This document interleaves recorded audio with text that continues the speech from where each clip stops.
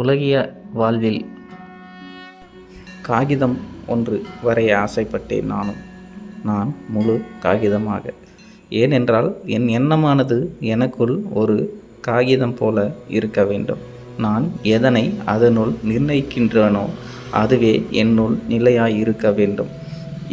காகிதமாய் நான் மாற என்னுள் நான் எதனை நிலையாக கொண்டிருக்க வேண்டும் என்று ஒரு யாத்திரை பாகலன் தன்னின் எதிர்முனையில் ஒருவனிடம் கேட்டானாம். இன்பமது உன்னுள்ளே மறைந்திருக்கும், துன்பமதை நீ தோண்டிப்பார். துன்பத்திற்கான வழி எது என்பதனை மட்டும் நீ துலக்கி பார்த்து விட்டால் போதும்.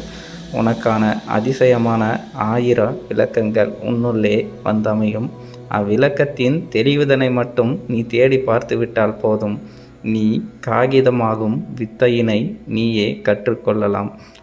காகிதத்தில் உனக்கான மனமெனும் போதை பொருளின் அர்த்தம் எது என்பதனை நீ அங்கே நிறைவு செய்து நிறைவாளனாக கூட மாறி நிற்கலாம்.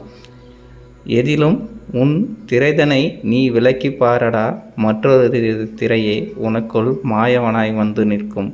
காகம் கண்டெடுக்கும் கன்னி இருவர் உனக்குள்ளே கவியுறுத்தி பாடினாலும் உனக்கான மனம் ஒன்று உன்னுடன் உரையாடும் வரை உனக்கான உத்வேக ஞாயிறு ஒன்று உன்னுள்ளே பிறந்திடும். ஞாயிறை நீ துலக்கி பார்த்தால் போதும், நீயே ஒரு முழு வெள்ளியாய் முழு காகித நிலவாய் மாறி நிற்பாய்.